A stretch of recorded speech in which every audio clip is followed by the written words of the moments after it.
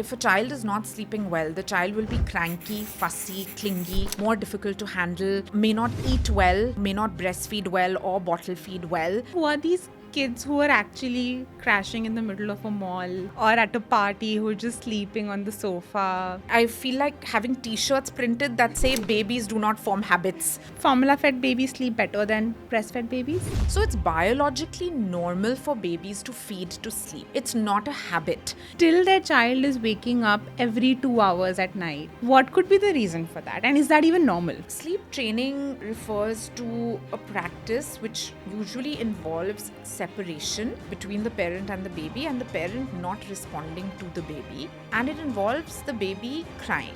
So, biologically, when do children actually start sleeping through the night or learn to bridge their sleep cycles?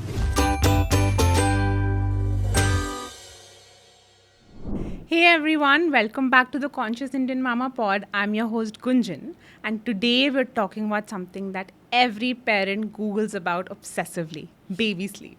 And for that, we have Himani with us today. Hi Himani. Hey Gunjan, it's good to be here. I'm so glad you could make it. So, Himani is a sleep consultant. She is the co author of the book Sleeping Like a Baby and a mom herself. And I just want to start by saying that your book literally changed my life. Like, I'm not kidding. I came across it when Kian was 4 months old. He was going through the 4th month sleep regression.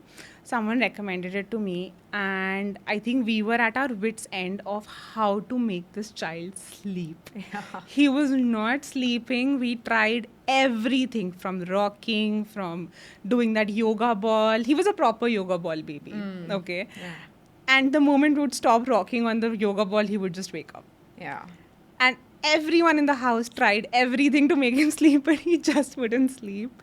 And then I came across your book and I found out for the first time that, oh, it's okay to feed him to sleep. Yeah. It's okay to not put him on the bed and hold him when he's napping. And the moment I started implementing those things, it was like I had a different child.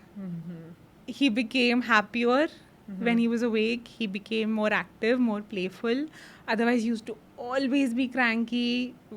Neither me nor him nor my husband, no one was sleeping. Yeah.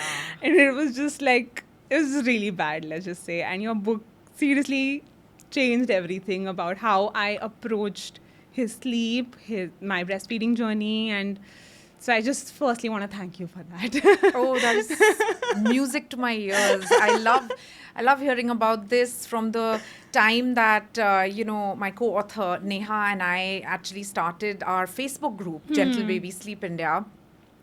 The intention was just that, what we had researched and learned about baby sleep, which was contrary to what one generally finds on the internet. We just wanted to get that information out there. It was just, and so we just started this group and it started to spread organically. And then we decided that everything that we had learned, we should encapsulate it in a book. And so we did. And so Sleeping Like a Baby was born. But the idea was just that, there's so much information out there on the internet around us, so many myths with regard to sleep. And parents are really struggling. Yeah. Babies and parents are Yeah. really struggling. And like you said, it's needless. If you actually just let go of all that noise around us and just follow our instincts, it happens. It happens seamlessly. So that's great to hear. Yeah, it was genuinely like life-changing, like I said. Now, I want to start with, how was your life before you actually started Gentle Baby Sleep India, or, you wrote the book? What was your approach towards sleep when your baby was born? So I'm sure much like any other, I think the first thing that really hit my husband and me was the day we brought our first daughter, Devika, home from the hospital. And, I had a family a heirloom cradle in the room. And, and we had like gone and researched and bought the Ferrari of cots, right? And we really thought that we were going to have like this, baby sleeping in this beautiful cradle or like this cot. And we looked at our baby and we were like, okay, this baby is not going anywhere except between the two of us, on the bed. And we just could not bear the idea that she would be, beyond just our finger touching space, Yeah. And so we were quite surprised by the force of our own instincts, you know. And then, of course, the newborn phase was what it was. There was a lot of holding, breastfeeding, babies sleeping, not sleeping. It was all a haze. At 3 months, I actually found that the baby was sleeping very well. Devika was sleeping very, very well. And my husband and I thought we were rock star parents. Okay, we had this miracle baby. Yeah. Okay, everything was going so well. And then at 4 months, like you said, everything fell apart. Yeah. Okay. We didn't know at that point that there is a 4-month sleep regression and what happens. So I found myself awake at night, holding this very awake baby, Googling things like 4-month-old not sleeping. This coincided with two things: a visit from a family friend from the US who gifted me my very first baby sleep book. Okay. Which I read, like immediately and started reading everything else I could get my hands on. And I also reconnected with Neha, who was a former schoolmate of mine, and her son was a year older than my daughter. And she was similarly passionate and well-informed about baby sleep. So through my conversations with her, I realized that there's much more to baby sleep than meets the eye. And then she and I decided to co-found the Facebook group. And then, I just kept reading more and more and just tuning in more to my daughter and me and realizing that, there's a whole art and science to this, which is very contrary to what one usually finds. And then things started falling into place, for us and also all the families that had kind of joined Gentle Baby Sleep India. And we realized this whole biologically normal approach, and what the science says and all of that. So I think that was the turning point. We started the group when Devika was about 6 months old. Okay. So I would say that it was really just in those initial months that discovery happened very rapidly. Yeah. But of course, it's forever a learning curve, right? Like sleep changes in the second year, in the toddler years. When my second daughter was born, handling 2 babies, right? So, the journey continues. And I'm glad we're going to talk about all of that today. Yeah, likewise. So why do you think it's important to raise awareness about sleeping? I would say 20 years ago, there wasn't much awareness even about food and nutrition. And then, starting with adults and then moving to children, suddenly there was this explosion of information where we started to understand food and nutrition better. Even we as adults started paying closer attention to our food. Consulting a nutritionist became very normal, which was earlier kind of weird and stigmatized, And I feel like a similar change is now happening with regard to sleep. I think worldwide awareness on sleep is increasing, even for adults. We're starting to understand that sleep is medicine. Just like food is medicine, sleep is medicine. We're starting to understand how much it affects our health. And also the way it affects babies and their growth and development. And that it's been completely neglected and ignored and kind of taken for granted. Sleep is not so easy. Babies don't just sleep when they're tired, and it's actually really important for them. So it's when they're sleeping that the growth hormone is released, their immunity develops, their brain grows, their attention span develops. Naps are equally important because what's happening in the brain and the body during naps is not the same as what's happening at night. Okay. So we're starting to understand a lot about how physically, emotionally, mentally, in every way, sleep has such a vital role to play. And yet, this is a very myth-infested space, right? And Indian culture has some wonderful things with regard to our understanding of sleep, and yet some problematic things that we need to talk about. And similarly, Western culture has many problematic things that we need to address, right? But many scientific strides that we also need to understand. So I think sleep is a kind of complex space. It's not something we can take for granted. It's not something ki bas ho jayega. We have to engage with it a little bit and understand it. But what happens if a child does not get adequate sleep that they need? See, firstly, like I said, growth can be affected because the growth hormone is secreted during sleep. Immunity can be affected. Their cognitive development can be affected, right? Those are the more long-term issues that can arise. But even on an everyday basis, if a child is not sleeping well, the child will be cranky, fussy, clingy, more difficult to handle, may not eat well, may not breastfeed well or bottle feed well. And if a baby is not sleeping well, they will also further not sleep well because sleep begets sleep, right? So overtired babies don't sleep well. It becomes a cycle. So those are the more immediate issues that one faces. Right. And some medium to long-term issues as well. So maybe can you give us a rough estimate of how much a child should be sleeping by age? So newborn babies, like in the first month, sleep like 18 to 20 hours in the day. This comes to about 16 hours by 4 months. Okay. By 9 months, we're at about 15 hours. Then once they're about 2 years old, it's about 13 and a half to 14 hours. Okay. Even a 3-year-old needs about 12 and a half hours of sleep. A 5-year-old needs about 12 hours of sleep. Okay. So even a 5-year-old who isn't taking any daytime naps would actually need 12 hours overnight, right? So 7 p.m. to 7 a.m. or something like that. So yeah, those are rough estimates. I don't think any of us has slept this much when we were babies. Going to bed at 10 or 11 p.m. is the norm in India for everyone in the family, including the kids, right? Yeah. So how do you even begin to spread awareness in a culture like ours where 10 p.m. bedtime is normal? It's not considered late. Yeah. No, absolutely. And yeah, I mean, I think we also grew up with later bedtimes. I think in my case, I'm told by my parents that it was between 8 and 9 p.m. Wow. According to me, that is still late. But, and then people say, oh, but we turned out fine. Yeah, exactly. There's that feeling. But my answer to that is, look, firstly, are you sure we turned out fine? Are we the optimal health that we could be? Is our cognitive development at its best that it could ever be?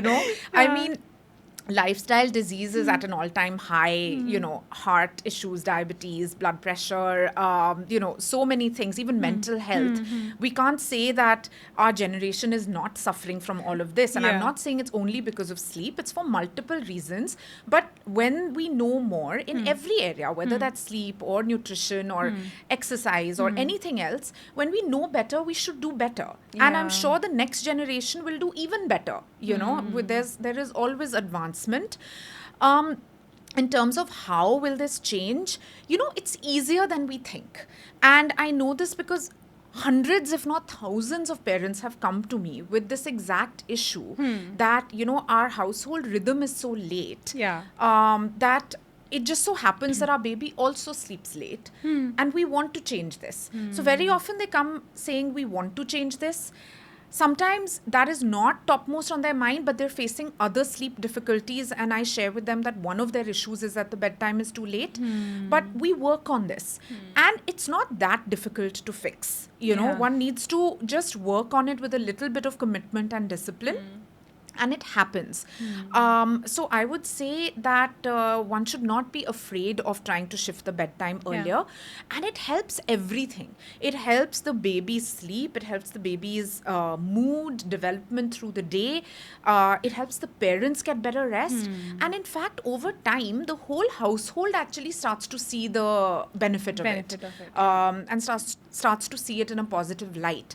It's a holistic thing that one needs to work on. You need to work on the whole day's rhythm and routine. And the approach needs to be not that, we will finish all our work and then we'll put the baby to bed. It has to be the baby will go to bed. I'm not saying it's 7 p.m. Actually, the bedtime can go anywhere between 7 and 9 p.m., even 10 p.m. based on the baby's age and where they are on nap transitions. So there are phases when the bedtime goes a bit later and then it shifts earlier again. But that should also be handled in an informed manner. So the thing is that, you put the baby to bed at whatever time, 7 p.m., 8 p.m., and then you continue with your day. You watch your baby on a video monitor, or someone can sit with the baby inside, but a video monitor is very convenient. And you have your dinner, you have your like leisure time, your time with your partner, your time with your family, finish your chores, any other work that you might have. In fact, that's some free time that you have to yourself. Yeah. Right? Which I Yeah. think actually parents start to really appreciate. That's true. Yeah. Early bedtime. That is the one thing that I feel has helped me and my partner stay sane and more connected with each other is early bedtime for kids. Yeah, absolutely. Because after that, it's our time. Like Yeah. we can work, like you said, we Yeah. can spend time with each other, we can do our own me times, whatever we want. Yeah, And I think that yeah. has really helped us as well. Yeah. And you can pop in to bridge your baby's sleep. If they Yeah. wake up, nurse them, rock them back to sleep, and pop out again. So we'll come back to this, but I want to start from right when a mother delivers, right at the moment our child is born. There's a lot of advice that comes from all around us, Yeah. not just, relatives, but even doctors, right?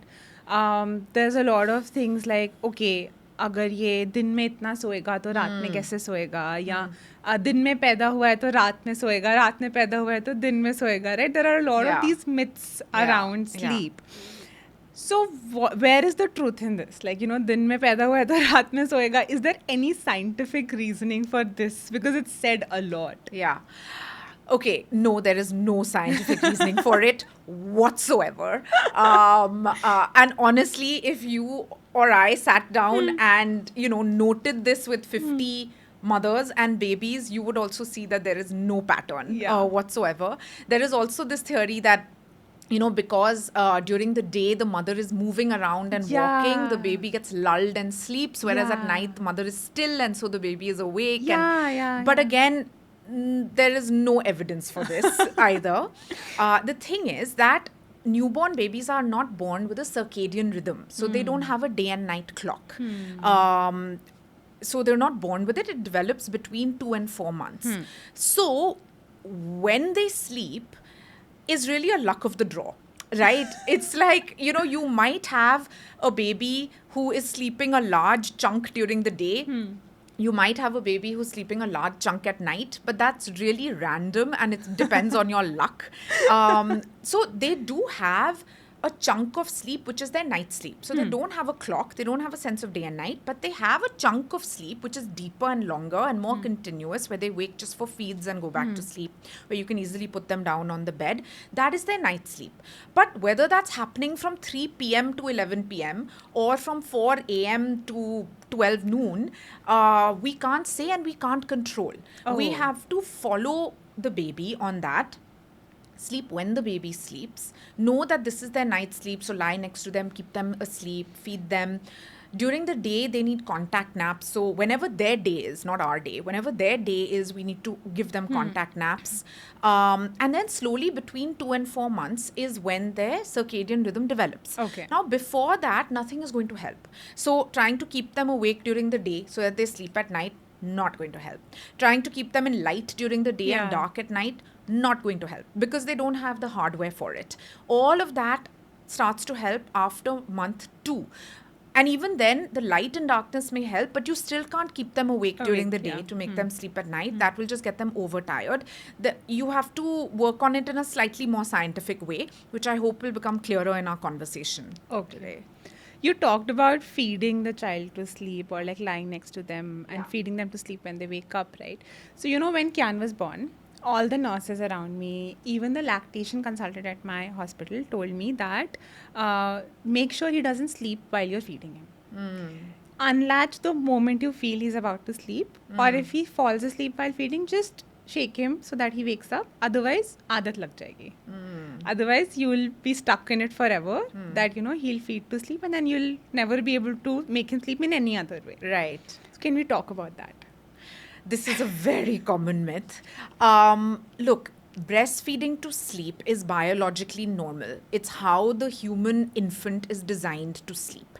In fact, most mammals are designed to sleep by feeding. So the suckling motion induces sleep. It releases sleep hormones. It slows the heart rate. It calms the nervous system. Breast milk also contains sleep hormones. So this would be a very flawed design by nature if we were not supposed to feed the baby to sleep and repeatedly try to wake up this baby who is trying to fall asleep at the breast, right? Like, it defies logic. So this is completely a myth, and it arises from basically Western sleep training culture, which has driven a lot of our scientific thought and just thought around parenting for many decades now.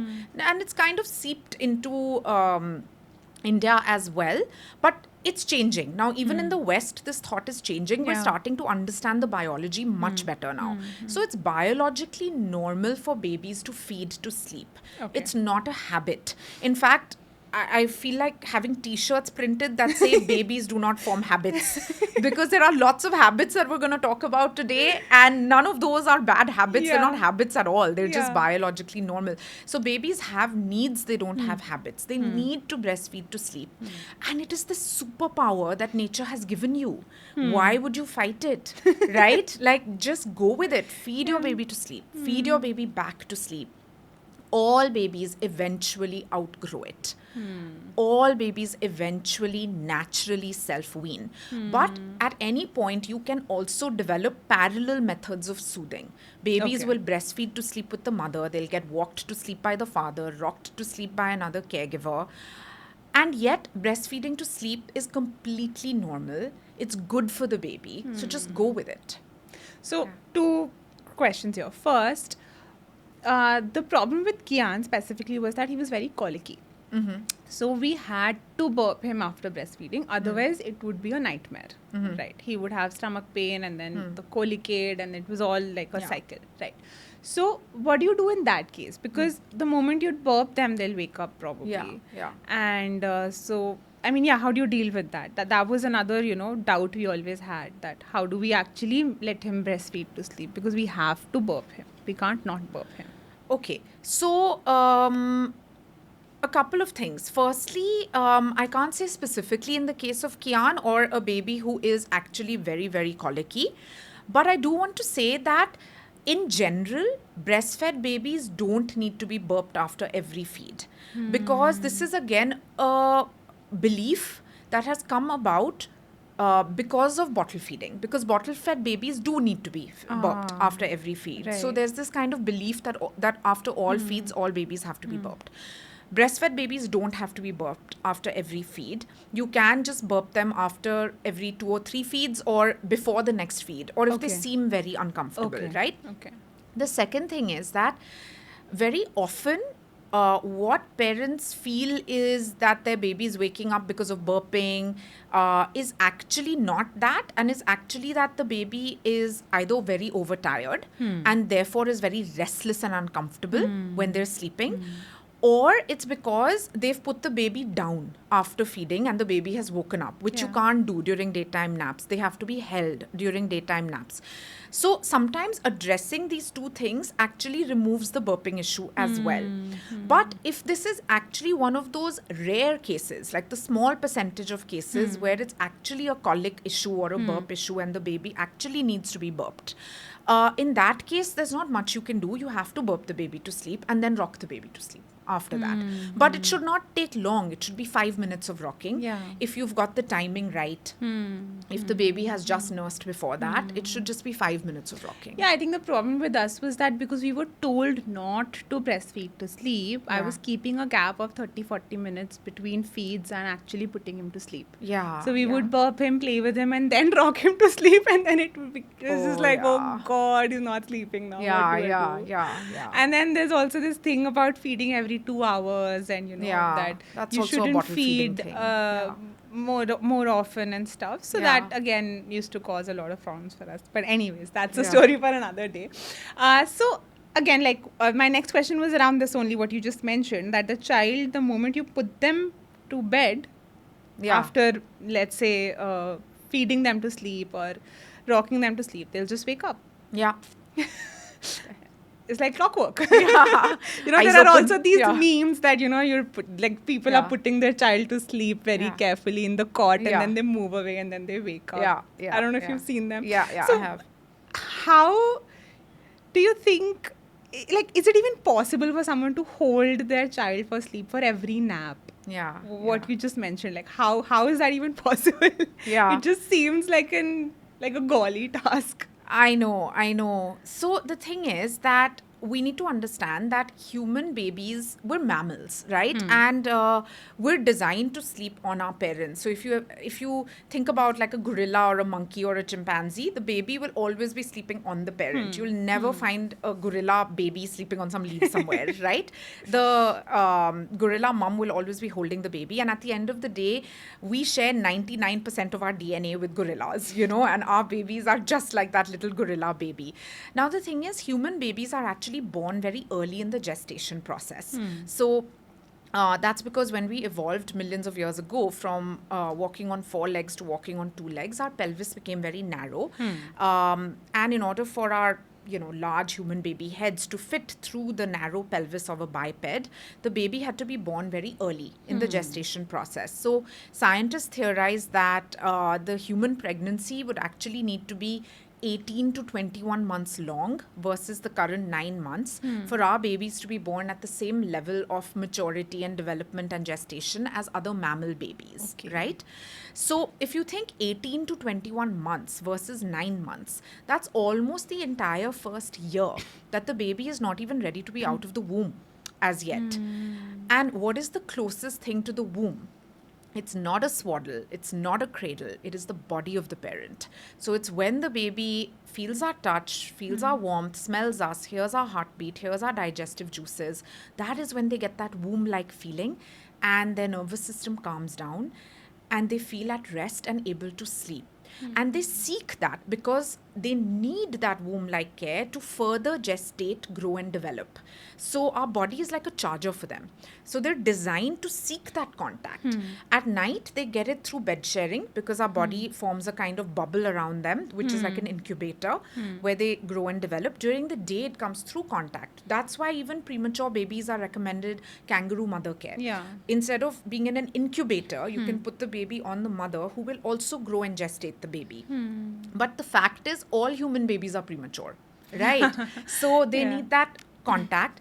It's also a survival instinct. Now, again, if you think back to prehistoric times, if a baby was put down, the baby would not be safe. So they could be picked up by a predator or left to starve. So an evolutionary survival instinct developed that if I'm put down, I wake up and I have to be held by the parent.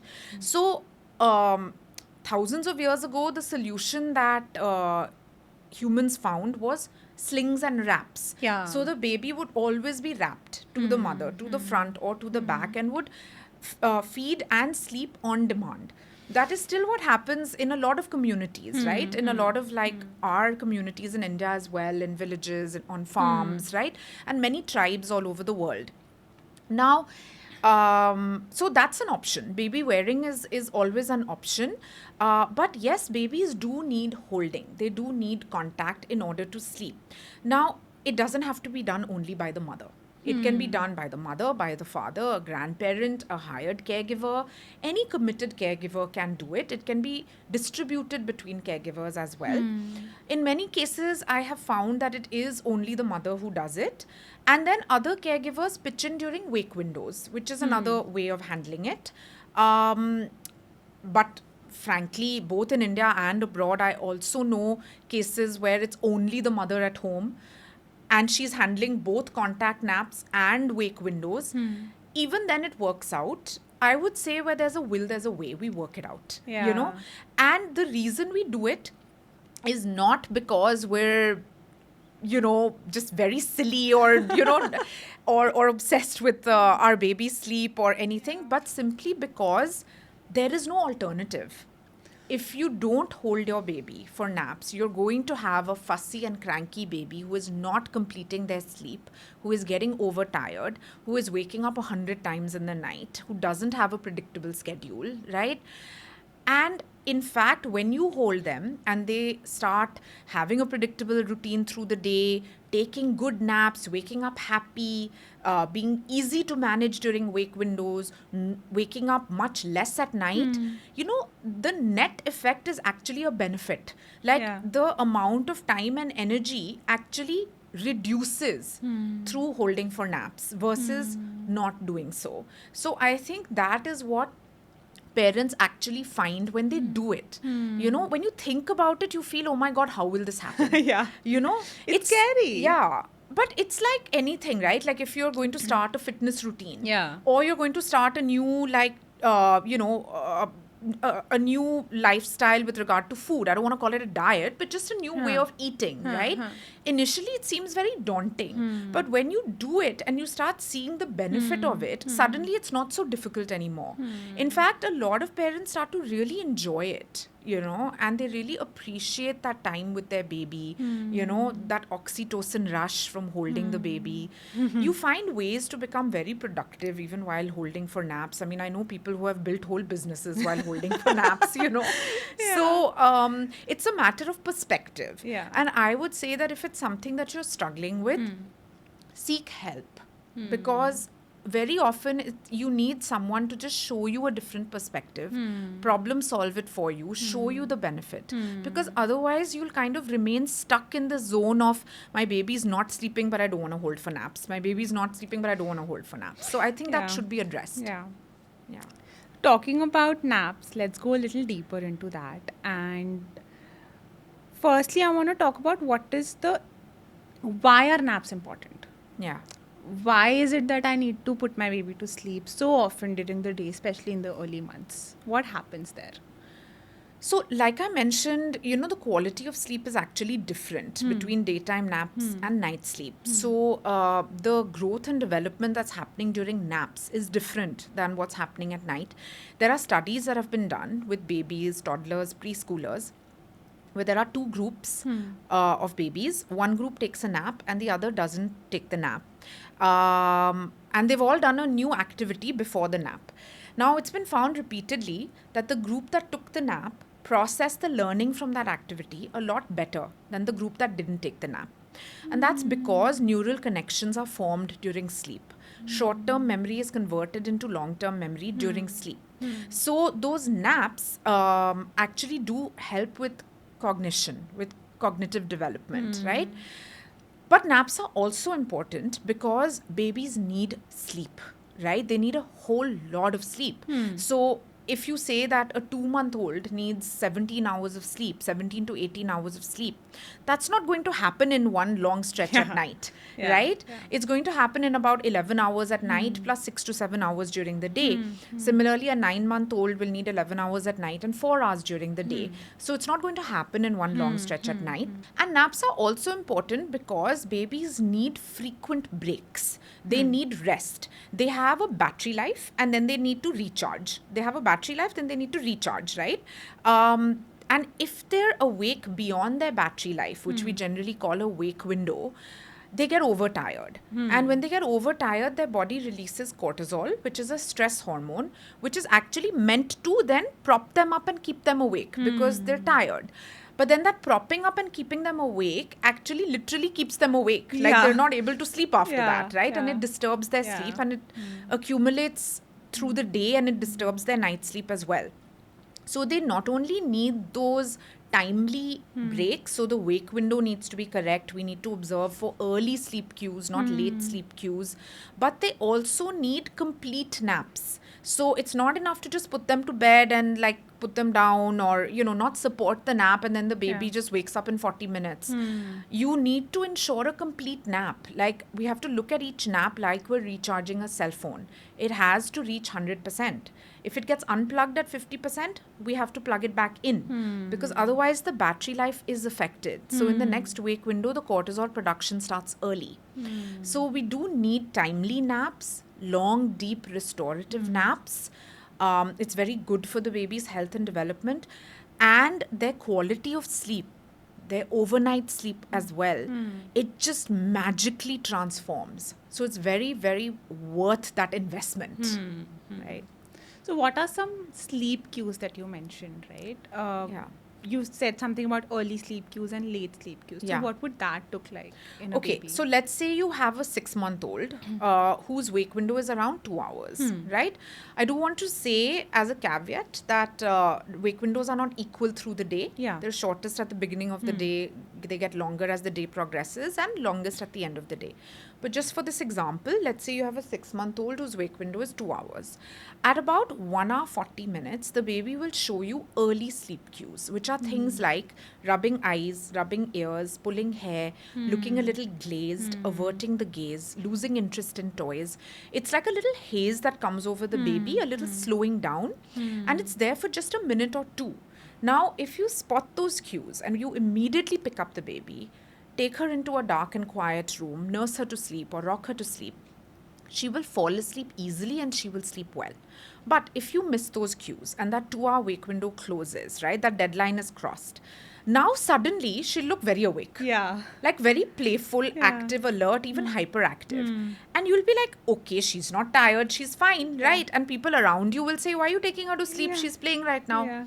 But what has actually happened is that cortisol has been released. It's like a cup of coffee being served by your body saying, okay, you're tired, here's a cup of coffee. And imagine what would happen to a baby with a cup of coffee, right? So they become very active. Yeah. This is called the second wind. Now, by the time it's 2.5 hours, they'll start showing you late cues. They'll start getting fussy and cranky. That's when we usually say, oh, the baby's tired, let's take her to sleep. Yeah. But now she will not sleep. She'll be fussy at the breast, fussy with the bottle. It'll take endless rocking and walking. She might cry. You might give up. You might start again. Eventually, she'll crash out and go to sleep. Yeah. But the damage has been done. A lot of cortisol has been released. So that nap also won't go well. She'll wake up early from it. And then because she's woken up early from it, there's more cortisol production. So then this cortisol production goes on through the day and it disturbs night sleep. Right? So it goes from early sleep cues to second wind to late sleep cues. So we need to know how to identify early sleep cues, and it helps to know the general wake window. So that you're not like left doing guesswork on it. While doing all these things, following sleep cues, following wake windows, how can I still ensure that my child is having a good sleep environment for naps? Yeah. Okay, so after the age of 3 months, babies become very aware of their surroundings, right? So they're very distracted, very easily stimulated. Their brain is now a sponge and they're actually seeking stimulation. They're little curiosity machines, right? So their job is now to look for stimulation in their environment and process it. But this can seriously hamper sleep because they're not able to switch off their brain to go to sleep, right? So they want to just keep going. They're like little energizer bunnies. They want to keep going and they want to keep looking for stimulation. So we need to help them with that by removing that stimulation, right? By making the room dark and quiet. Babies are very sensitive to sound. So one thing that parents say often to me is that my baby is a very light sleeper. Yeah. You know, and my baby wakes up at the smallest sound. This is completely normal. Babies do wake at the smallest sound. They do wake with even a little bit of light in the room and visibility in the room. If there's light and visibility in the room, the baby will sleep, but at the late stage of tiredness, not at the early stage of tiredness, right? And they are susceptible to waking up very easily during that nap. So we need a pitch dark and quiet room along with contact, along with the right wake window in order for our babies to sleep well. And remember that our circadian rhythms form between 2 and 4 months. Yeah. So there's no day-night confusion after that. The baby knows what is day and what is night. The quality of sleep during the day is completely different from the quality of sleep at night, and the baby is not going to confuse the two.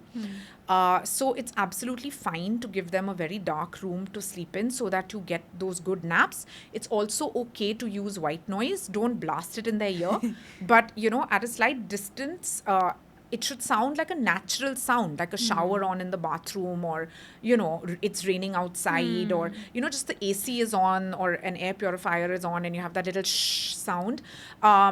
It's not mandatory, but if you feel that there are little ambient sounds that you want to mask, it's helpful. You can also play music. Not overnight, I would say. It's okay to soothe your baby. Music is like very effective to soothe your baby before naps or before bedtime. You can leave it on during naps. Don't leave it on overnight. But again, to mask little sounds, you can leave it on during the day as well. But definitely a pitch dark room during the day and at night. No night light either.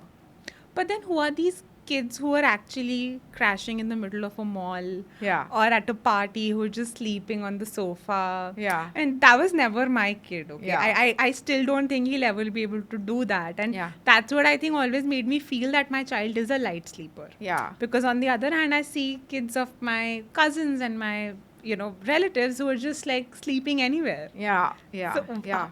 what's the difference there? So what I always say is, ask how much that child is sleeping total in the day. Right. Now, firstly, mostly we don't even go into so much detail. Yeah. Because, unless it's like a very close friend or a very close cousin, Yeah. you're not actually going to go into so much detail. We just have this general impression because we go to malls and we see children sleeping. Yeah. We go to weddings and we see children sleeping. So we think, okay, it should be possible. But usually, those babies or those young children are not getting their required amount of sleep, and they're actually quite tired. So they're so sleep deprived and exhausted that they kind of fall asleep anywhere and everywhere. Like, it's not uncommon for a child to go to sleep at, say, 11 p.m. or midnight. Yeah. We know India is a late culture. Yeah. So one of the Yeah. things is that babies tend to sleep quite late. So if they're sleeping at 11 p.m. or midnight, and say the mother is waking up for some chores at 6 or 7, babies tend to wake up when the mother leaves Yeah. the bed. Yeah. So the baby's up, right? Now the baby will take 1 or 2 or 3 small naps in the day, because again the naps are also not being supported, right, completely. So a baby who should be sleeping 15 hours is sleeping like 10 hours in the day. So they're actually so grossly sleep deprived that they fall asleep anywhere and everywhere. But there is an impact to that. There is a cost to that.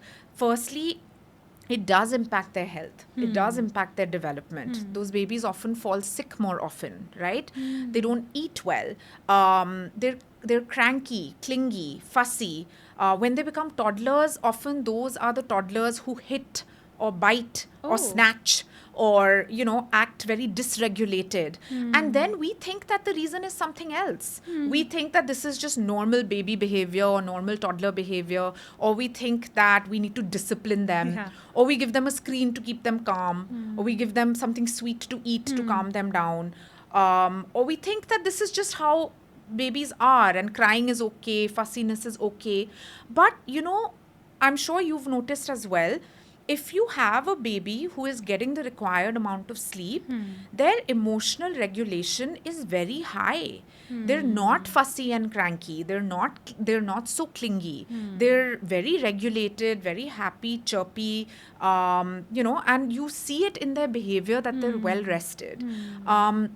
So I would say that usually in those cases, if you really go into the details and you see how much that child is sleeping total in the day, it's likely to be very low.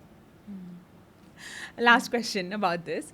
Then parents have this fear that, gandi aadat lag jayegi of the dark room or of the white noise or of the constant contacts and all, and then they won't sleep during weddings or vacations. So how do you deal with that? Because then your vacation is ruined if your child is not sleeping during the vacation, right? Okay, so look, can you sleep in the middle of a wedding? Okay, I think we have some really unrealistic expectations from our babies, It's a little unfair. But look, the way I look at it is, generally parents who see good sleep and the magic of good sleep, right, start prioritizing sleep a lot, right? So we automatically start managing our schedule in such a way that our baby's sleep is not unnecessarily getting disrupted, whether that means like, okay, instead of going to a nighttime sangeet function, I'll go for a daytime mehendi instead, or like instead of meeting my friends for lunch because that's at my baby's nap time, I'll meet them for coffee. You start automatically making a few adjustments around your baby's sleep, because sleep should always be child-led and it should be a priority for us. Now, when it comes to things like travel, right, or even those like one-off weddings or, very unavoidable things, right? See, your child is anyway not going to sleep in those scenarios, right? So there's nothing that you can do that is going to prepare them for it and make them sleep. Sure, you do learn a few tips and tricks. You learn how to make a room dark even while you're traveling. You carry blackout blinds, or you talk to a hotel about it beforehand. Some parents I know carry aluminum foil and put it on the windows. So you find ways to do things. You understand how to manage naps on a flight. Once you know wake windows. In fact, babies who have a good routine tend to adapt better during travel as well. We as parents also become more adept at handling their sleep. But look, when you're traveling, their sleep is never going to be perfect. True. It's like food. Like at home, you can give them like wonderful, nutritious, home-cooked food. Whereas when you're traveling, you might have to compromise. Yeah. So even on sleep, you might have to compromise. Your baby may not be sleeping super well, right? But how much are you traveling? 30 days in the year? Yeah. Right? Now, if your baby is sleeping not super well for 30 days in the year, but is sleeping well for 335 days, why not take that? Yeah, Versus sacrificing all 365 days because we're so worried about those 30 days, which are anyway not going to get better. Right? Babies don't form habits. So you can't teach them to sleep in light. Nor do you teach them to sleep in darkness by making it dark. That's a pre-existing need that they have. You're just meeting that need, right? You can either meet that need or not meet that need, right? And your baby, therefore, will either sleep or not sleep. So we can't worry so much about those off days or those travel days. That our regular normal day at home is also getting compromised. After those slightly off days or disrupted days, you can set things right. So mentally, you just have to say that, look, sleep is going to be a little disrupted. I'll get back home and within 2-3 days, I'll put it right again, right? And that's fine. So that's how I look at it. Okay, that's interesting. Yeah. You mentioned a little bit about night sleep, how the naps, if they're not happening properly, they will impact the night sleep, right? Yeah. But let's say a parent is doing everything, they're getting the naps right, they're doing all of those things that you just mentioned, but still their child is waking up every 2 hours at night. What could be the reason for that? And is that even normal, firstly? Yeah, that's a great question because it is normal.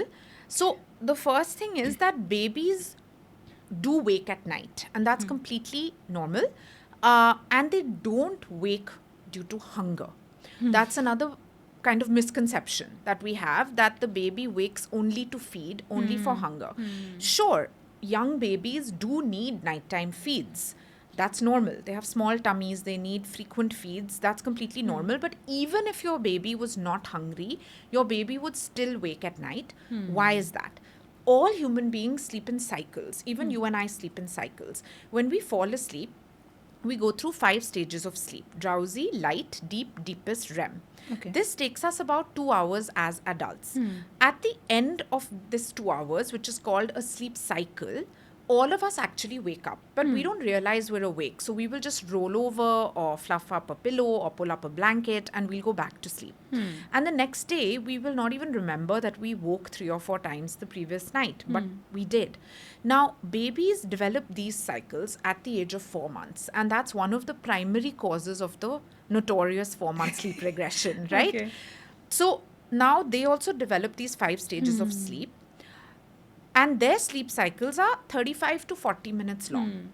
Just like us, they also wake at the end of every sleep cycle. But unlike us, they don't know how to start the next sleep cycle on their own.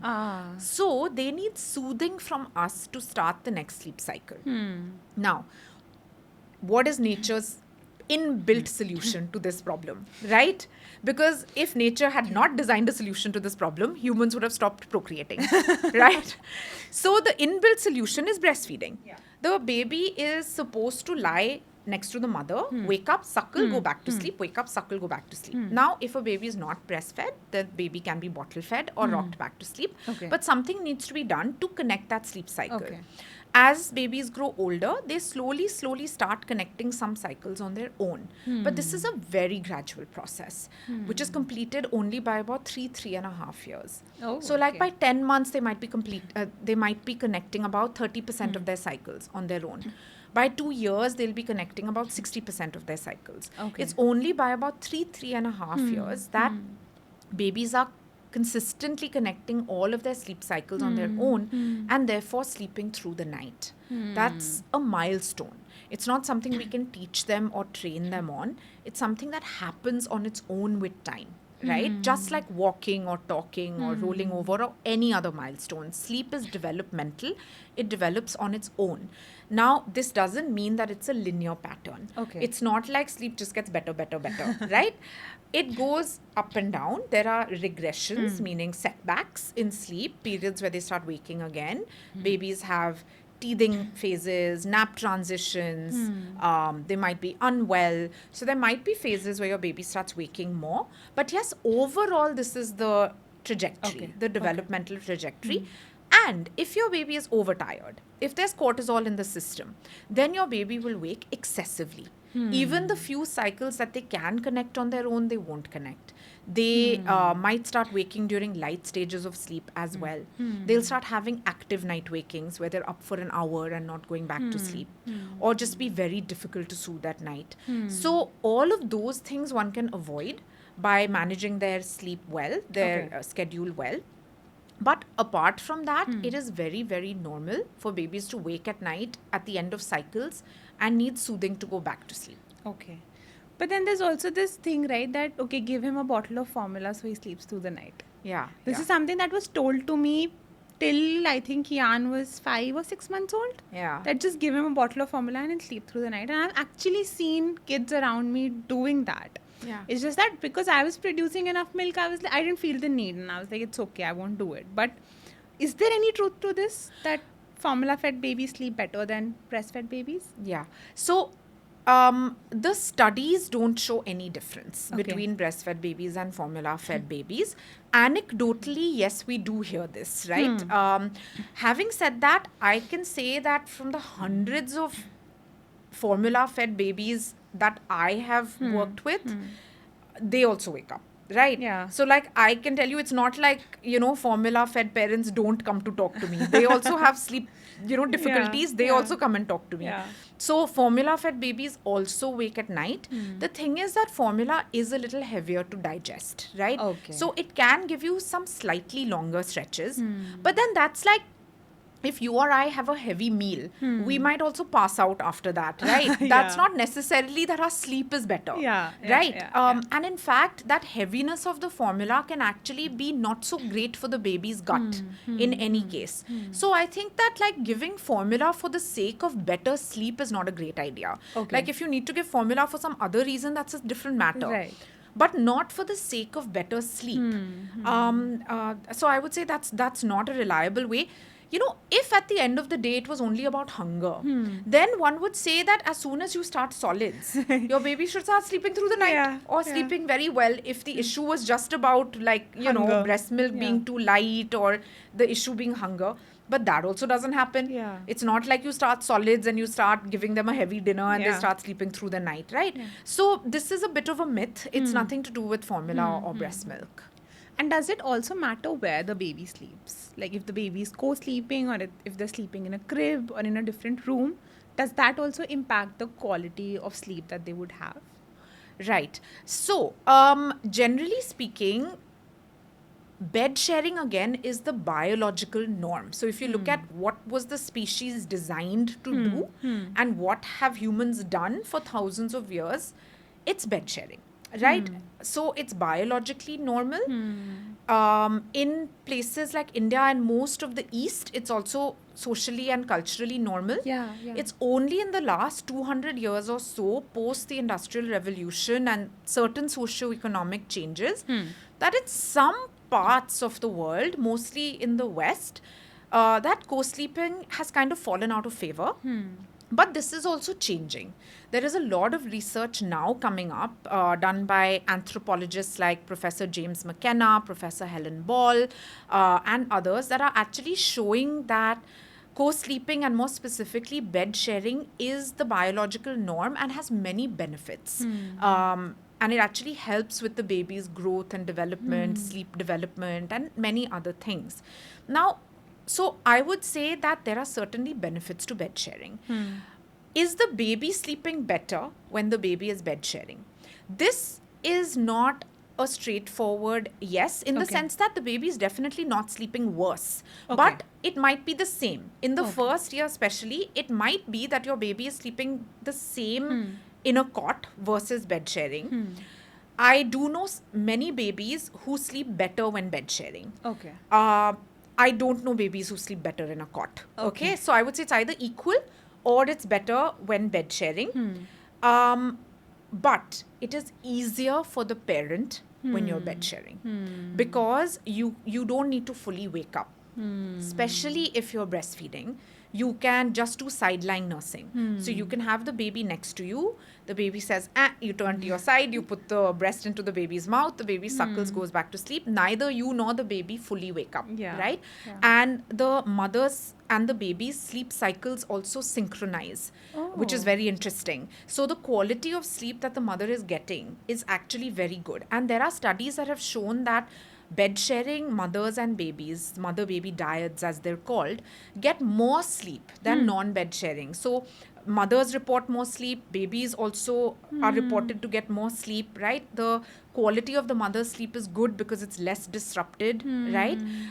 So from that point of view, it is better, it's more convenient, it's easier for the mother versus getting up, picking up the baby, Yeah. feeding, staying awake, putting the baby Yeah. back. Yeah. Even non-bed sharing parents, although they may have to get up to prepare a bottle or rock the baby, very often just that physical proximity makes the baby wake up a little less, or you're able to just put your hand and soothe the baby a couple of times. So it can still reduce a few of the wakings. Now, the change happens at 1 year, where even babies who were happily sleeping in a cot for the first year start resisting the cot. Oh, okay. Because they develop a better awareness, their separation anxiety is higher. Now they know the difference between the cot and the parent's bed. So while in the first year, babies might be oblivious to it, and it's only us who is getting disturbed because Yeah. the baby is waking up. For the baby, it's the same. I wake up, my mother picks me up. Yeah. Whether I'm in the cot or in the bed, it's Yeah. the same. It's the Yeah. mother who has to get up and pick up the baby, right? So it's just more inconvenient for the parent. But at 1 year, the baby knows the difference between the cot and the parent's bed. So it's extremely common for babies to completely reject the cot at that Okay. point. Wow. If you try to put them down when they're in deep sleep, they will sense the difference in the feel of the mattress and wake up. So I remember when my daughter, we used to put her in a cot for the first part of the night Yeah. after her early bedtime and watch her on a monitor while we were outside. And then when I would go in, I would take her into bed with me, or at her first waking, I would Okay. take her into bed with me. At 1 year, I could not put her down in the cot at Oh, bedtime. But if I put her down in our bed, even if I left the room, she was fine. Because she felt safe. She knew this was her parents' bed. She knew the feel of the mattress, right? So if I would watch her on a monitor and she would be fine on the bed. But if I put her in the cot, no, she will wake up, right? And this is, that's my own story, but I have seen this repeatedly over hundreds of babies that this is the case. So a lot of babies start bed sharing in the second year. And they definitely sleep better when bed sharing in the second year versus in the first year. What about in the West? Like in the West, we see that kids sleep in the cot from birth till, toddlerhood. They don't really transition into their parents' bed like you just mentioned. So how does that happen for them? That's largely through sleep training. So sleep training refers to a practice which usually involves separation between the parent and the baby, and the parent not responding to the baby. And it involves the baby crying and feeling distress. So the most extreme form is cry it out, where you kind of just, you put the baby in a cot and you leave the room and you let the baby cry themselves to sleep. That's the most extreme form.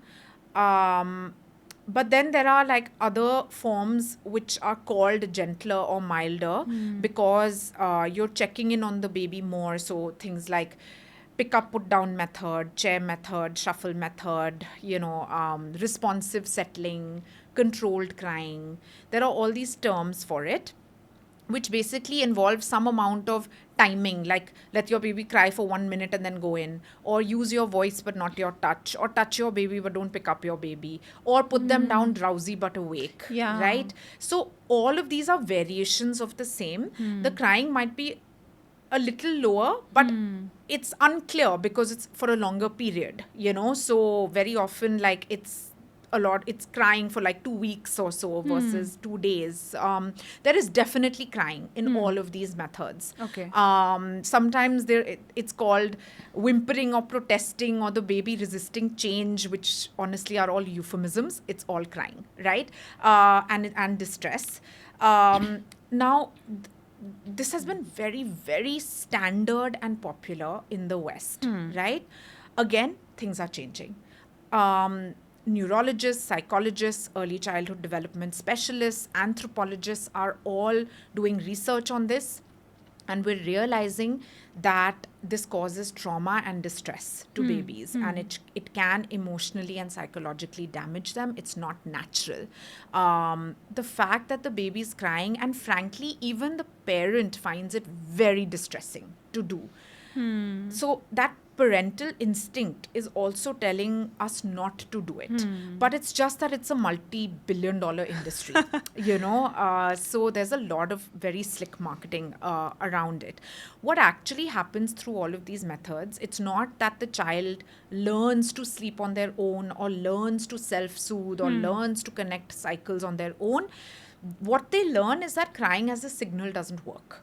So their brain wires itself that when I feel distress, don't cry, because when you cry, nobody comes. So just internalize that stress, suppress that stress, and go back to sleep. So there are studies that have been done that have shown that sleep-trained babies also wake up at night.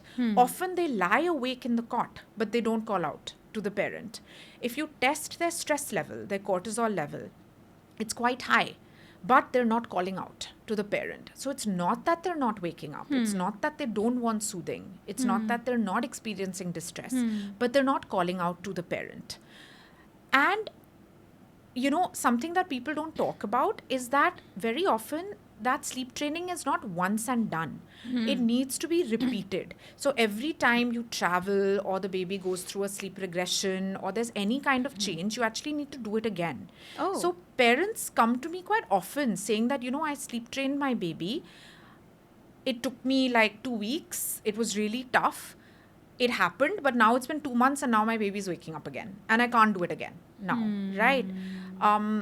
So the thing is that you kind of need to do it again and again, because nature resurfaces, right? So it's like if you go on a crash diet, right? Like, let's say, the media has fed you this size 0 figure. Yeah. And you want this size 0 figure. So you go on this crash diet to lose 10 kilos. You put your body through all that stress. You lose the 10 kilos. But 2 months later, you put it all back on. Yeah. Right? Because what you did wasn't natural. So it's similar to that. Like, you have this image in your mind of this baby sleeping quietly without needing any intervention in a cot. So you decide to, sleep train them, which means, again, putting a lot of pressure on the body. And it's like this quick and dirty solution, right? But it's not natural. So after a while, nature will resurface and your baby will start needing you again, will start asking for you again. And then going through that again and again is hard on both the parent and the baby, right? Yeah. So, so sleep training is now very much under the scanner. Okay. And it's not something that I personally recommend. I saw this video recently. I think it was just some random video on my Instagram where there was the sleep trainer who was saying that what are we doing? We are a baby cries and we go and pick them up. So the baby understands that if I cry, my mom will come and pick me up. So what they're trying to do via sleep training is breaking this habit. And they were sort of comparing it with the way we handle tantrums in gentle parenting. That if the child is crying, we would not really give in to the crying and we would not give them what they want. Instead, we would hold our boundary and let them cry it out. So similarly for sleep, we're doing the same thing. Where we're letting them cry it out. We're there for them, but we're not holding them because that's what they need. Is there any biologically or scientifically, is there any truth to this? And how does a gentle parent handling a tantrum relate to a person trying to sleep train or not sleep train their baby? Okay, so see, firstly, even with gentle parenting and holding a boundary, if your child is crying, you will hold your child. You Yeah. will not be like, okay, you sit and cry over there and I'll Yeah. watch you from here. Yeah. Right? Like, you may not give them the candy that they Yeah. want, or you may not give them the screen time that they want.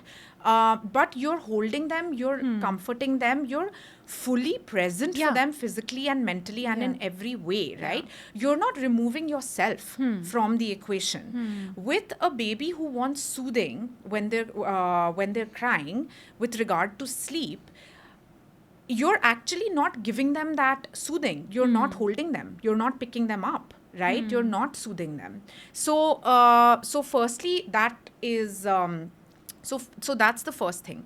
The second thing is, what are you denying them? You're denying them something that is biologically normal, that their body is wired to need. You're not denying them some candy or some screen time, right? Yeah. You're not denying them something that is a kind of social man-made thing, right? You're denying them something that is as basic to them as food and water. So I don't think that one is going into the territory of holding a boundary here, right? Sure, if for some reason you need to do that, I would say not with regard to sleep training, but for some reason, let's say the father has to take over and the mother is not there, or if there's some, I would say avoid it in every way, because it is still going to cause your child distress. But the way to kind of limit that would, of course, be to hold them and empathize and talk and do it very gently over time. But that is if you're compelled for some reason, right? And doing that with the full knowledge that you're still going to cause some distress to your child, right? But certainly it is not something that one needs to do just as a rite of passage or to teach your child how to sleep. I think the intent matters, right? So I think that when you say that, hold that boundary, but hold that boundary so that what? So that they learn to sleep on their own, but that's not going to happen, right? Yeah. So, because they can't learn to sleep on their own. This is their biologically normal way that they co-regulate. They need you to soothe them to sleep. They need to suckle to sleep, or they need to be held and rocked so that their nervous system regulates and they fall asleep. So that's the natural way. You're denying them the natural way, right? So if you're needing to deny them the natural way for some reason, then sure, do it with empathy, but don't deny them the natural way, right? So I think the intent matters, and I think you have to finish that sentence, like hold the boundary while they're crying for what, so that they what, right? That's important. So biologically, when do children actually start sleeping through the night or learn to bridge their sleep cycles? 3 to 3.5 years. Okay. That's and that fine. will just naturally happen. Yeah, that naturally happens. Just like walking or talking, right? Like your child may start walking at 15 months or 18 months, but that steadiness on their feet, being able to run, being able to hop is coming at 3.5 years, right? Similarly, they may start speaking a few words at 18 months, at 2 years, but full sentences, being able to express themselves, is happening at 3.5 years. Similarly, with sleep, they may start connecting some cycles, sleeping some longer stretches, but that full maturity of being able to sleep through the night is happening at 3.5 years. 3.5 years is a major milestone. It is when lots of things magically happen. So babies will, if we haven't intervened, they will naturally drop diapers. They will naturally separate from you more easily, say, to start school. They will sleep through the night. It's also the natural age of self-weaning, beyond 3.5 years, right? So a lot of things that we push for earlier, even if you don't do anything, this is the age at which it just happens because a switch is flipped in their head. What about sleeping on their own? Like Falling going to asleep? bed, falling asleep on Yeah. their own without support. So that is a gradual process. It's an evolution, right? Okay. So At 3.5 years, so if a child is still breastfeeding, they can just breastfeed to sleep as well. Otherwise, you can kind of very lightly rock them. Like you can just hold them even while you're just sitting on a bed and rock back and forth, or just move your knee up or down, or keep them on your lap and move it gently. They need a little bit at that point. By 4 years, usually they can lie down next to you or just lie in your lap and fall asleep. But children do need us to be with them in the room for them to fall asleep until the tweens, I would say. Okay. So sit with them like while they're falling asleep, right? Like you can lie with them, you can rub their back, or like just play music while they're falling asleep. Just that security, they like having you there. It's not that they can't fall asleep, okay? Let's say after 6 years or 7 years, it's not that they can't fall asleep, but falling asleep is a lonely process, Yeah. and it actually requires a very heavy amount of self-regulation. If we ourselves reflect on how we fall asleep, like, when we switch off the light, when we lie down in bed, lots of thoughts come. We have to regulate all those thoughts, right? We have to allow ourselves to calm down and fall asleep. It's a complex skill. Yeah. So having your partner with you or having your parent with you for a child just makes it that little bit easier. True. Coming back to our bedtime and night Yeah. sleep, you've talked a lot about the importance of early bedtime. Yeah. Right. Again, India में घर में कोई 9 बजे से पहले dinner भी नहीं करता है. I know. Right? Yeah. Bed time, तो it's just far-fetched. Yeah. How do you actually do that? If, let's say, a parent wants to do that and their child is currently sleeping at 10, but they want to bring it back to, let's say, 7 or 8 for an 18-month-old, let's say, how do you do that? Yeah. So I think the first thing is to understand the why, right? Now, for example, when you say कि 9 बजे के पहले तो कोई dinner भी नहीं करता है, now we know that this is also not good for us, right? Like hundreds, every nutritionist on the planet will tell you, please eat your dinner early and don't eat your dinner so late. Now, whether we do it or not is up to us, but theoretically we know this is true, right? Now, it's the same with sleep, okay? And especially for children, okay? With adults, it's a different discussion. Leave that for another day. But for children, an early bedtime is important because the growth hormone is secreted in the hours before midnight. You want to maximize that sleep in the hours before midnight, right? Also, their circadian rhythm works from sunset to sunrise. They sleep best in sync with their circadian rhythms.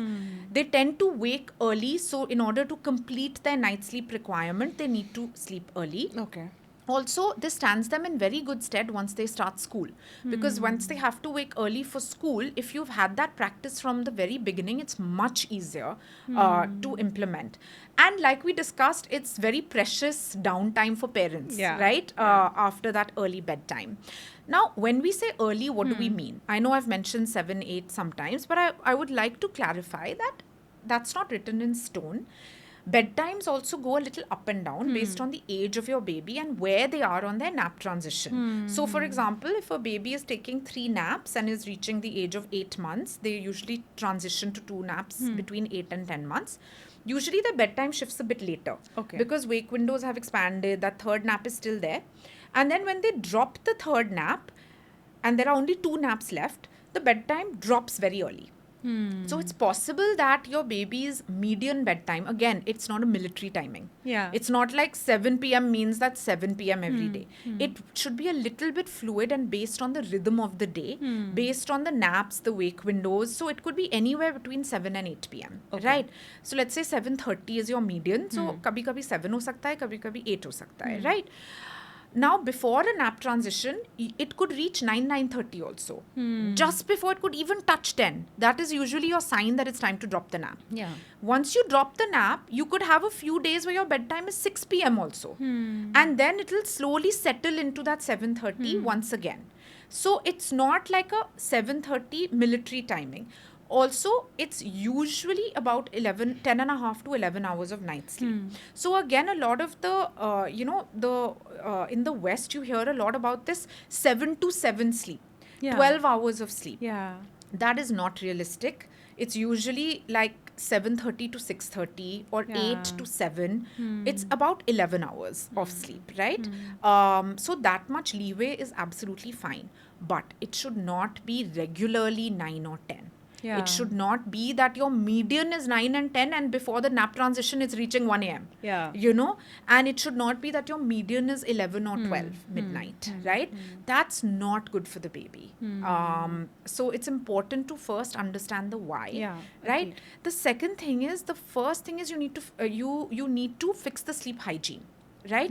So you need to work on the baby's whole routine and ensure that they're not overtired, that they're following the right nap schedule.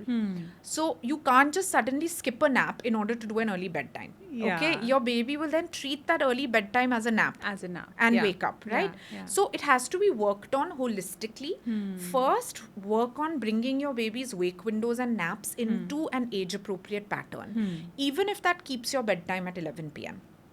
Ensure your baby completes their night sleep and wakes up at 10 a.m. Not that you wake them up in the morning. That Yeah. again, they will compensate it in naps. You'll actually be back to square one, right? In fact, it could get worse because they'll be Yeah, overtired, yeah. right? So let them complete their night sleep. Just work on the wake window and nap pattern. Then start your bedtime and your naps 5 minutes earlier every day, right? Okay. So if your bedtime is 11 p.m., start your bedtime routine and your soothing and all that 5 minutes earlier. So just aim for 10:55. 2-3 days do that. Then 10:50. Then 10:45. You'll notice that your child is falling asleep a little earlier because their body clock is shifting. Their melatonin is getting produced a little earlier, which is the sleep hormone. Then they're waking up a little earlier the next day. So their whole cycle is shifting holistically, right? Keep the house dim after 7 p.m. Don't Okay. keep them in very bright light because your body needs to produce melatonin, which is the sleep hormone. In the morning, whenever they wake up, whether it's 10 a.m., in the first hour or first 2 hours, take them outside and give them 30 minutes of bright daylight, direct daylight. That has a very, very massive effect on their body clock and their circadian rhythm. So this is all you need to do. Don't wake up your baby early, right? Don't force them to suddenly have an early bedtime. Yeah. Don't even think that you can wake them up 5 minutes earlier every day. Trust me, waking up a baby does not work, okay? So just work on the wake window pattern and this dimness and light in the first wake window, and shifting everything earlier by 5 minutes every day. 5 minutes. That's very less, right? Yeah. मतलब कितना time लग जाएगा to Yeah. actually bring them to Yeah. a 7:30 p.m. bedtime? So see, in the newborn phase, it happens very organically, right? Yeah. So like very often newborns have a late bedtime. By 3 months, it reaches like 10 p.m. By 4 months, 9 p.m. By 5-6 months, it reaches that 7 to 8 p.m. So if you do it very proactively, like if you manage their sleep well, that this happens very organically. Now, if you have a 14-month-old baby. Yeah. Now, for 14 months, we've been doing things in a particular way. Now we'll have to be a little patient Yeah. about shifting it also. Their clock has been working in a particular way for 14 months. Now, to change that clock, 1 mahina to lagega. Yeah. So you have to, I would say, take 2 months in hand. ठीक है, from 11 p.m., 9 p.m. आप पहुंच जाओगे in 1 month around. And then work on it a little more patiently. Yeah.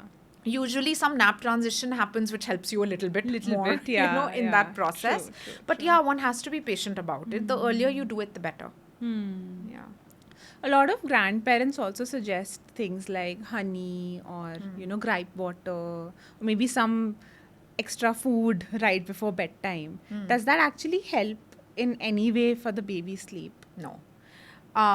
Firstly, if it's like a medicine or a sedative, then that too you should anyway not give, right? One should not give unnecessary medicines, and that's a fake kind of sleep, right? Yeah. You're not actually helping them develop their Yeah. sleep. Feeding them anything is not going to help because, as we know, they don't wake due to hunger. So giving them extra food or anything, or none of this is going to help. Babies are waking at the end of sleep cycles. They might be waking excessively if they're overtired. But there is no other reason. So there is no need to work on giving them a medicine or a sedative or a particular food or feeding them anything. It really does not help. I just want to cover one last thing before we wrap this up. which is about toddlers. Yeah. So a lot of times toddlers start school around 2.5. That's the norm in Yeah. our country, right? They start preschool, which typically is 3 to 4 hours long, and they're also taking a nap at that age. Mm-hmm. So how do parents actually manage that? I think this is a question that I get in my DMs a lot. That my Yeah. child has started school, now what do I do with the nap that they're Yeah. still taking? Yeah. Because the school runs from 9 to 1, Yeah. 9 to 12 Yeah. sometimes. Yeah. So what do you advise such parents? Okay. First things first, delay school as long as you can. Okay. I would say that honestly, a 2-year-old does not need school. There is literally no reason for it. It might be for you as the parent, it is not for the child. And this is a huge topic which there's been a lot has been written on this. There are a lot of resources. It would need like a whole book to talk about developmentally where is the child. They don't need socialization, they don't need education. The only socialization they need is through adults around them, not through other children. They need just normal life. They learn from normal life. They don't learn from this laboratory environment that a school is, which is not a natural environment. They don't need it.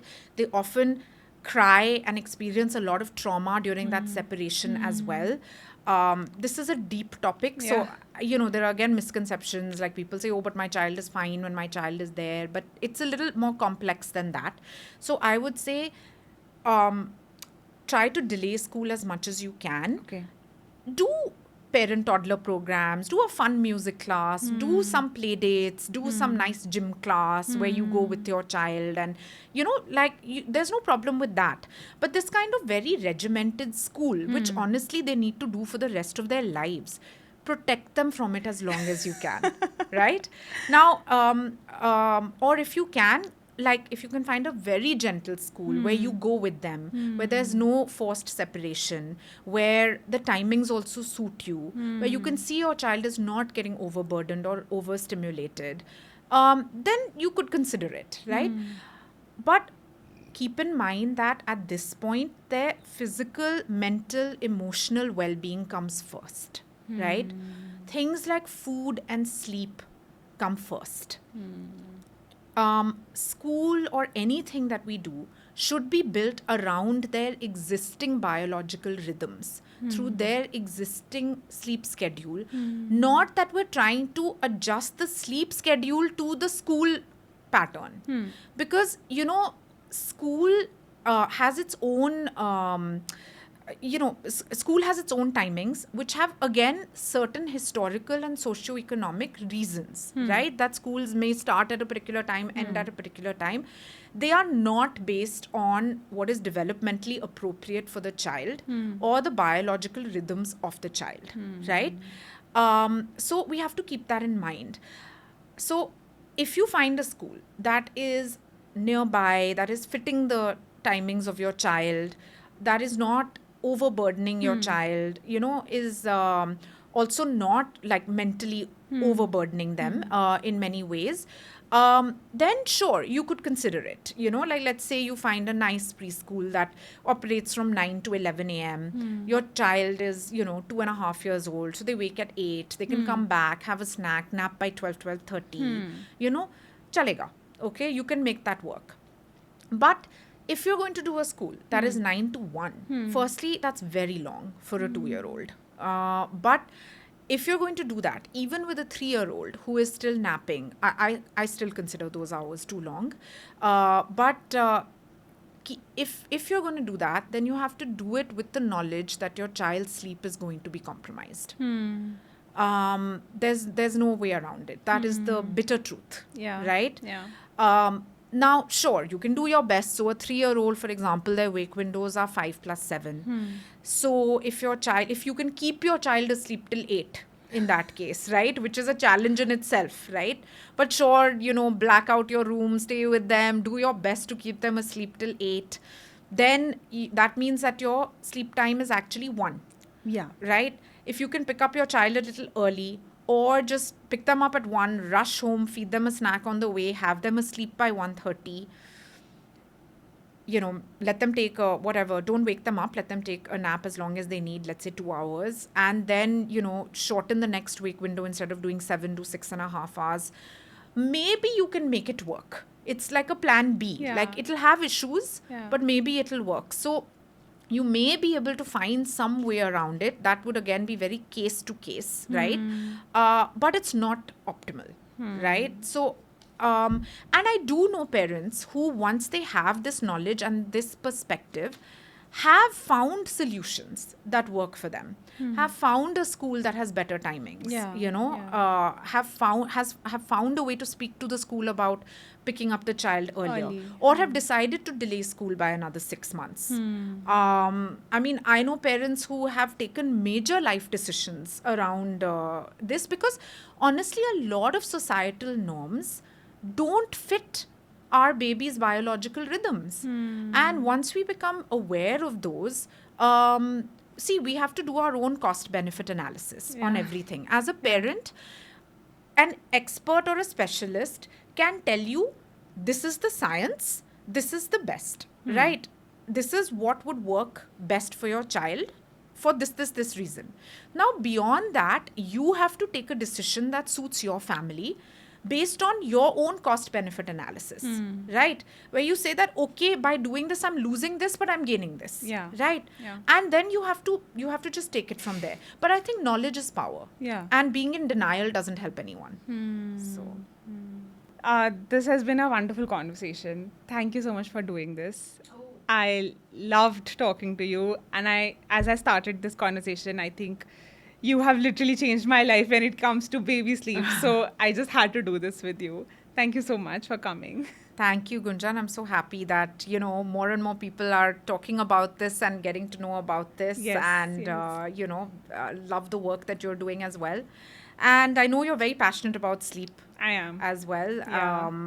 And that's wonderful. I think when you actually do it, Yeah. you see the benefit, Yeah, you yep, know? yep. And then you're like, oh my God, Yeah. like, how could I not have known about this? Or- Anyone who's following me knows this, because Yeah. every time I talk about sleep, I always talk about you and your book. And I always talk about the things that, all the things that you've mentioned about Yeah. the dark room and the holding to naps and the feeding to sleep. I talk about all of these things very openly on my page. Yeah. And I get very mixed reactions. Yeah, yeah. But I'm okay with that, Yeah. as long as, at least one or two people are listening to that and making that change and seeing the benefits. That's Yeah. what matters. Yeah, right? absolutely, Yeah. absolutely.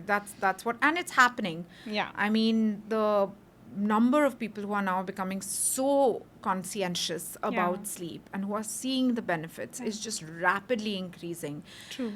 I would honestly say that anyone who has doubts should just try, give it their all, Yeah. for just a week. I feel like a lot of those doubts just melt away when you see the proof in front of your eyes. Yeah.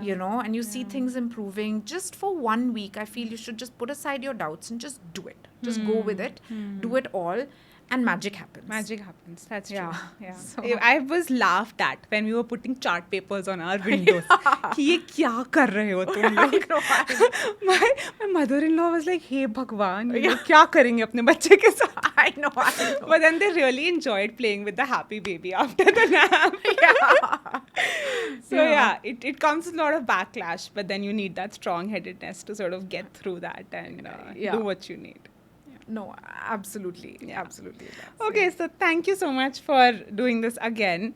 I like to end each episode with this segment that I call the mom pause.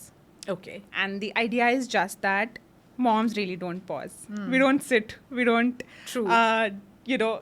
just settle in for 2 minutes. And this is what that is. We'll sit for 2 minutes, just 2 minutes, play some good music and take a positive thought and just sit with it for 2 minutes. And not just you and me, anyone who's watching, listening, usually follows along and does the same. And I Sounds think amazing. this is a segment that I've heard the most, benefits from moms saying that, oh my God, I took a breath for 2 minutes because of your podcast today. So I'll just play some music. And the positive thought for today is every night is an opportunity to build trust around rest. Lovely. gives you time to reflect on everything as well, right?